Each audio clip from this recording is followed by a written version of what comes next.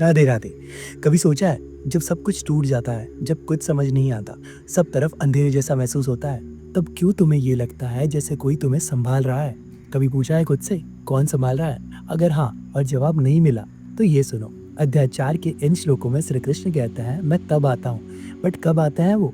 कैसे? चलो इसे समझते हैं। नंबर 1, अध्याय 4 श्लोक 7। Divine presence in crisis.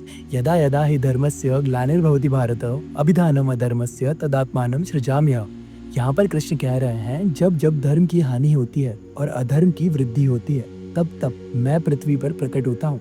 यहाँ समझने वाली बात यह है कि कृष्ण यानी कि भगवान तब आते हैं जब धर्म को हानि होती है, जब दुनिया भटक जाती है, और सिर्फ दुनिया ही नहीं, आप और मुझ जैसे इंसान भी अपने रास्ते से भटक जाता है। चलो इसे एक एग्जाम्पल से समझते हैं। जैसे जब तुम लाइफ में गिर जाते हो और कोई भी तुम्हारी मदद नहीं करता, तब भी कुछ समय बाद तुम्हें मदद मिलती है, किसी रूप में, किसी शब्द में। यही तो है डिवाइन प्रेजेंस, यानी कि भगवान तुम तक पहुंच रहे हैं। नंबर 2, अध्याय 4 श्लोक 8। पर्पस ऑफ अवतार। परित्राणाय साधुना विनाशाय च दुष्कृतम धर्म संस्थापनार्थाय संभवामि युगे युगे। यहाँ पर श्री कृष्ण अर्जुन से कह रहे हैं, मैं धर्मात्माओं की रक्षा करने, दुष्टों का विनाश करने तथा धर्म के सिद्धांतों को पुनः स्थापित करने के लिए युग युग में इस पृथ्वी पर बार बार प्रकट होता हूँ। यहाँ समझने वाली बात यह है कि कृष्ण के आने का मतलब सिर्फ दंड देना नहीं होता, वो लोगों के अंदर के अंधेरे को भी खत्म करने आता है और धर्म को फॉलो करने वाले यानी कि धर्मात्माओं की रक्षा करते हैं। आगे अध्याय 4 श्लोक 3। Freedom through understanding.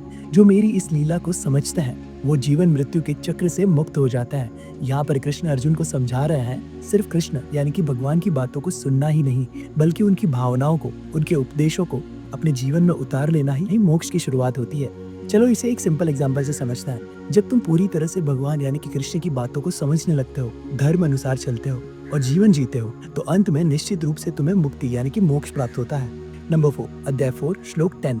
जो लोग मोह और भय को छोड़ देते हैं और सिर्फ मुझ में लगे रहते हैं, मैं उन्हें अपने जैसा बना देता हूँ। यहाँ कृष्ण अर्जुन से कह रहे हैं, जो अपना ईगो, फियर और डिजायर्स छोड़ देता है, वो कृष्ण के साथ एक हो जाता है, उसमें कृष्ण वास करते हैं। चलो इसे एक एग्जाम्पल से समझाता हूँ। तुम मांगना छोड़ दो और विश्वास करना शुरू कर दो, फिर कृष्ण यानी कि भगवान तुमसे दूर नहीं, तुम्हारे अंदर वास करेंगे। सो समरी ऑफ दिस वीडियो, जब जब धरती पर अंधेरा बढ़ता है, कृष्ण यानी कि भगवान स्वयं उतरते हैं, अवतार लेते हैं। जब तुम्हारे अंदर, तुम्हारे आसपास अंधेरा बढ़ता है, तुम लॉस्ट फील करते हो, तब भगवान पर भरोसा करो, उन्हें याद करो, वो किसी न किसी रूप में तुम्हारी हेल्प जरूर करेंगे। सो बस आज के लिए इतना ही। अगर ये वीडियो अच्छा लगा तो लाइक और शेयर कर देना, ज्यादा अच्छा लगा तो फॉलो कर लेना, कमेंट में राधे राधे लिख देना। मिलते हैं इस सीरीज के अगले भाग में कुछ और श्लोकों, कुछ और सवालों और उनके जवाबों के साथ। जय श्री कृष्णा।